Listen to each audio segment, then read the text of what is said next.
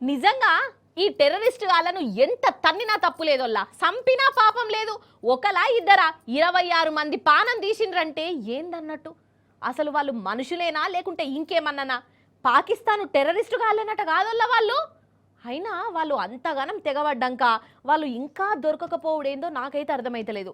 అసలు వాళ్ళు మన దేశంలో అంత ధైర్యంగా ఎట్లా చచ్చిరో తెలుస్తలేదు. కానీ వాళ్ళను మాత్రం ఇడిచిపెట్టుడే ఉండొద్దల్లా. మన బలమేందో బలగమేందో చూయించుడే కావాలి అని మన దేశం అంతా చెప్తున్నది కదా. మరి ఏమైతుందో చూడాలి. ఇక ఇప్పుడైతే ఈ ముచ్చట మల్క చూడండి మీరు. మన టూరిస్టులను చంపినాక ఉగ్రవాదులను ఇడిసి వెట్టనే పెట్టద్దు, వాళ్ళను పొతం చేసుడే కావాలి, వాళ్ళకి బుద్ధి ఎప్పుడే కావాలని జనం అంటనే ఉన్నారు కదా. ఇక మన ప్రధాని మోడీ సార్ కూడా గదే మాట చెప్పుకొచ్చిండు.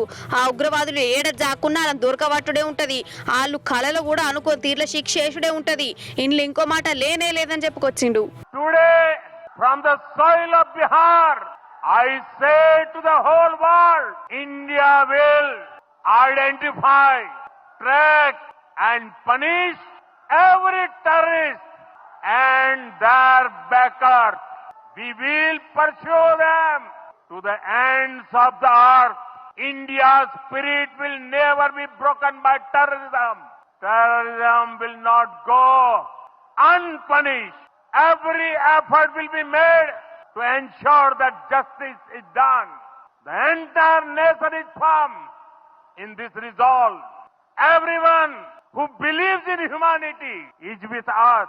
I thank the people of various countries and their leaders who have stood with us in this time. ఇగో ఇంకో దిక్కు మన దేశము ఆ పాకిస్తాన్ కు మొసమరకుండా చేస్తుంది. అసలు ఈ పాకిస్తాన్ తోని సోపతే అద్దు, మాట ముచ్చట అసలే అద్దు అనుకుంటా ఇండియా పాకిస్తాన్ బార్డర్ను మూసేసిందట.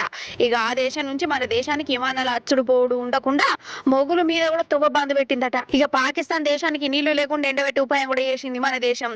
సింధు నది నీళ్ళ ఒప్పందాన్ని రద్దు చేసి దెబ్బ కొట్టింది. ఈ దెబ్బతోని వాళ్ళకు నీళ్లు లేక హరిగోసపడతారు. ఈ క్రికెట్ ఆట కూడా పాకిస్తాన్ తోనే ఆడుడే ఉంటదట. ఇక వాళ్ళ సినిమాలు మనకాడ కూడా ఆడనియరు. ఇప్పటికే పాకిస్తాన్ యాక్టర్ నటించిన ఒక సినిమాను ఇప్పుడు మన దేశంలో నిషేధం కూడా పెట్టిరు. మన దేశం ఇట్లా ఉపాయం చేస్తుంటే ఈ పాకిస్తాన్ దేశం తోక జాడితేనే ఉన్నది, ఏదో క్షిపణి ప్రయోగాలు చేస్తుందట. అంటే ఇంకా రెచ్చగొట్టుడు అన్నట్టే కదా.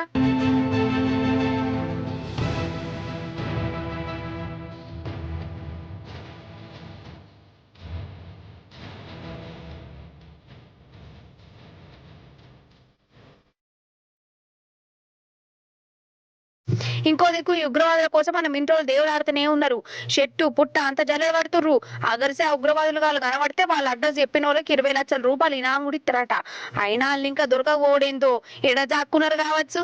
అయినా ఎన్నొద్దులను తప్పించుకొని తిరుగుతారు పాటు. మొత్తానికి భారత్ పాకిస్తాన్ దేశాల నడుమ యుద్ధమే అత్తదా ఏంది అంత నడతా కథ.